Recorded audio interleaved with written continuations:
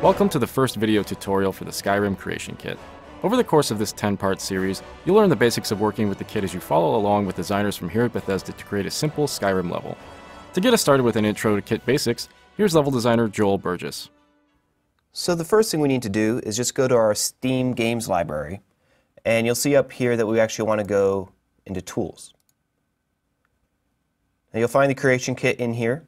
This is where you'll install it. We've already installed here, so we're just going to launch from Play Game. Now Creation Kit will load up pretty quickly, and that's because there's no actual data in here. So the first thing we want to do is go to File, Data, and you'll get something that looks like this.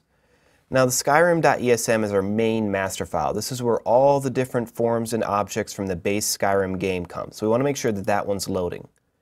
Now if you've already got a mod that you've been working on, you'll probably have a plugin file like this one we have, coolmod.esp. Now if that's where you want to save your changes while you're working, you can set that as the active file either by clicking here or by double right, not left, clicking with the mouse. But we want to start something new, so we're actually not going to load coolmod.esp. We just want to load Skyrim, and we'll make our plugin in a minute.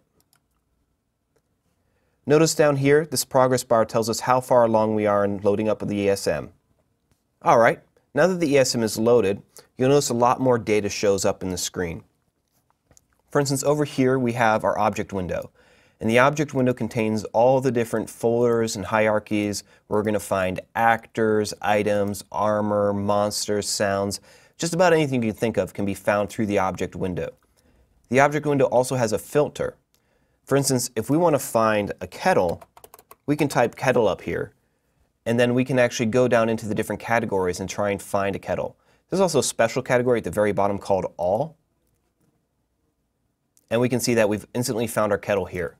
You can try different things. We can look for trolls, and you'll find all the trolls, troll abilities, books about trolls. We'll just leave it at kettle for now. We'll use that later. We also have the render window. The render window is the area where all 3D objects will appear. Right now it's empty because we don't actually have anything loaded. That's where we come into the cell view.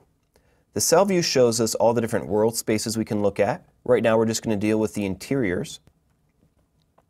And it shows us all the different cells in that world space.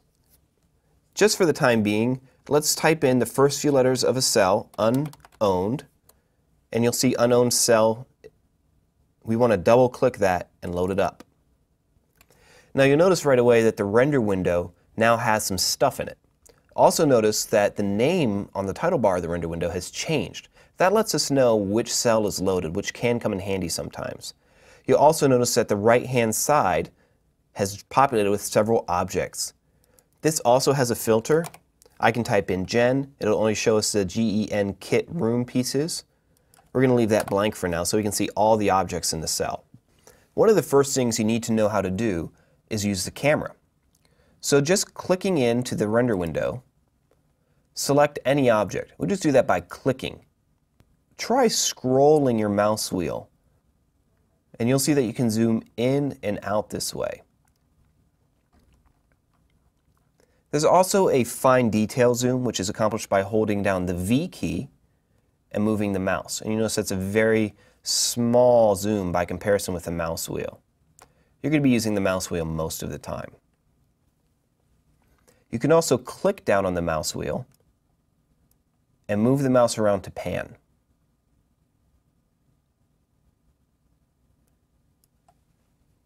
Also try rotating the camera.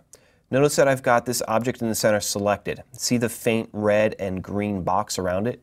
That's called the bounding box. And as I click around different objects, you'll see the bounding box selects all the objects I've selected. But for now, just click on the blue marker, hold down the Shift key, and move the mouse to rotate the camera around it. We've actually got that light bulb there selected right now. And so that's what our camera rotates around. If I were to click on this chest, we can make the camera rotate around that as well. Now notice here how I snapped my view to that chest really quickly. I'm zooming out, and what I'm doing now is hitting Shift plus F. And that's the focus camera hotkey. It's similar to hitting the C hotkey, except C cycles through various preset camera positions. Similarly, I can also hit the T key, and that will give me a top-down view. Bear in mind, once in a while, it's not uncommon for you to get lost, sort of like this. Your camera is out in the void, the empty space, and I can't really see or orient to anything. Now, if you have something selected, you can hit Shift F, C, or T, and it should snap the view back. But I don't have anything selected right now, so that's not working. So I can go down here into my cell view and double-click on any object in this list, and it'll snap the camera right back there. Another handy key for making things easier to see is M. And M stands for markers. And you'll see that this light bulb actor, this blue marker, and this little red X marker all disappear and come back as I toggle that button back and forth. You're going to use this a lot as you begin working with interior cells because often these markers make the space look pretty complicated because we need them for different pieces of logic. Let's go ahead and hide markers for the moment and click on the chest here at the back of the room. I'm going to hit Shift F again so I zoom in and just sort of get a comfortable camera angle that I like. Now notice how when my cursor is over the chest, the icon changes into that sort of four-way cross. That four-way arrow means that I can click and drag, and I'm going to move this object around on the horizontal plane. This is called translation, or moving the object. I can also move it on specific axes. If I hold down the X key, it'll move side to side. If I hold down the Y key, I can move it on the other axis horizontally. And notice that by default, it allows me to move across both those axes. So if I want to move it up and down, I'm going to press and hold Z, and the same thing, it moves up and down. Also, if you have something that's not on the floor and you want it to be, just hit F, and that will drop it down to the nearest collision surface. You can also use the arrow keys.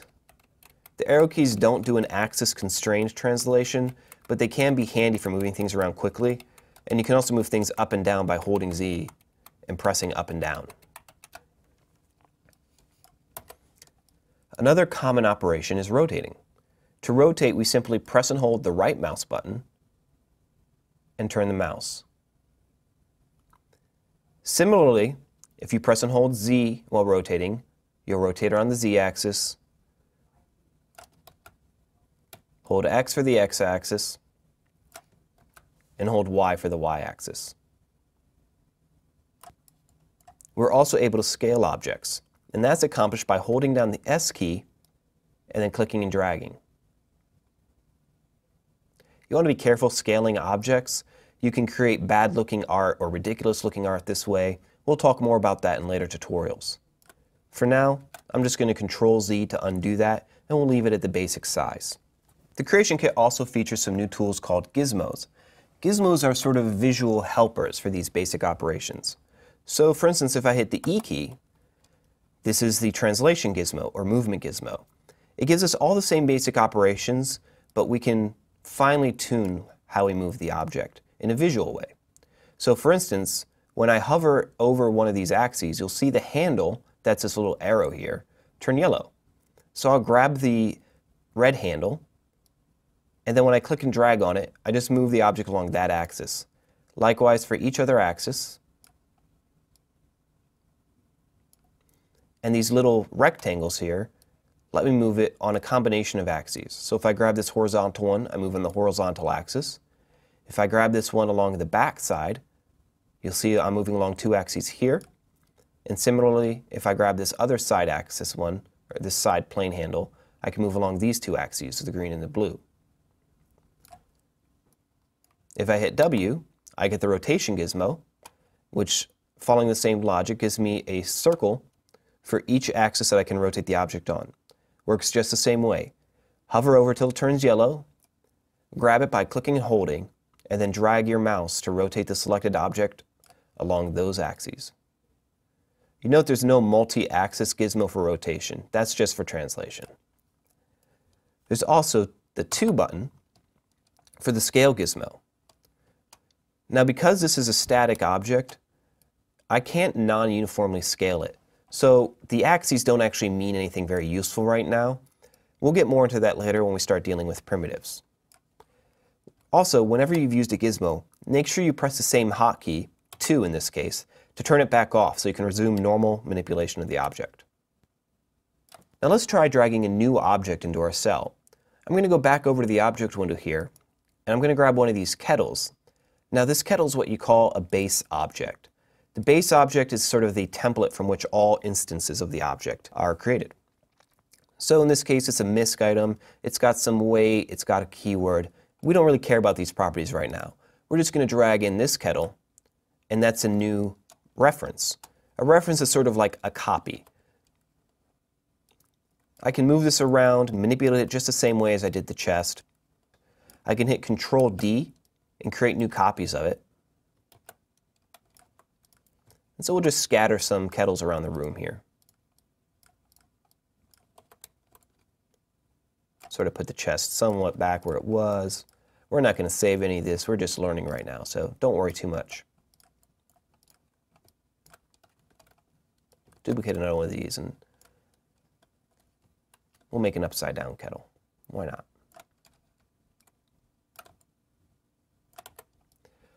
Also notice when I move these things around, it's really fluid and smooth. That's because I don't have snapping turned on. If you look up here in the main toolbar, there's two icons with these sort of red shapes. The circular dot is going to turn on grid snapping. Now notice when I translate the object that it sort of pops around. This is because I'm at a 64 unit grid. That means that each time I move the object, it will move 64 units exactly in whatever direction. This becomes really important as we'll cover in the next tutorial with layout. I can also change this value arbitrarily. Bear in mind, factors of 8 work best. 64, 128, 256, 32. Numbers like this are perfect. There's also snap to angle. That's this other icon here. Snap to angle means that when I rotate the object, just the same, it's going to rotate a certain number of degrees that we've set. In this case, it's 45 degrees.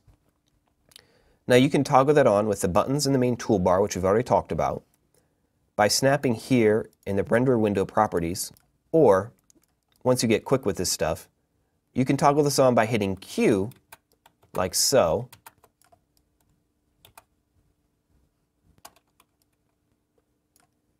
And then you can turn off and on rotation snapping by hitting Control Q, which you'll start doing a lot of as you get more advanced.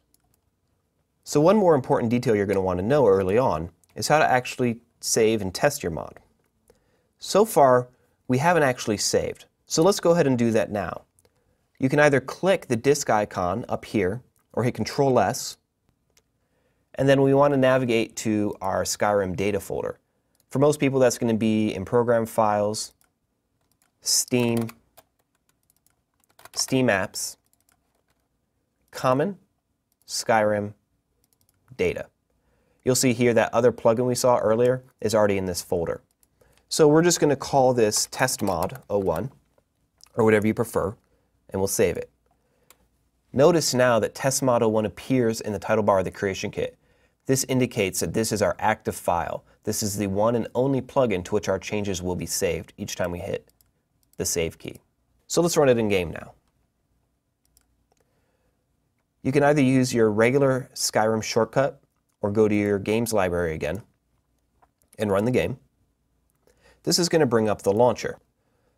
From the launcher, click on Data Files, and we'll see here that we have these various checkboxes. Testmod 01 is already checked, which means we're going to load it. You can also tell the game not to load certain mods. So we're going to turn off coolmod.esp. We just want to load Skyrim and testmod 01. We'll hit OK, and let's run the game.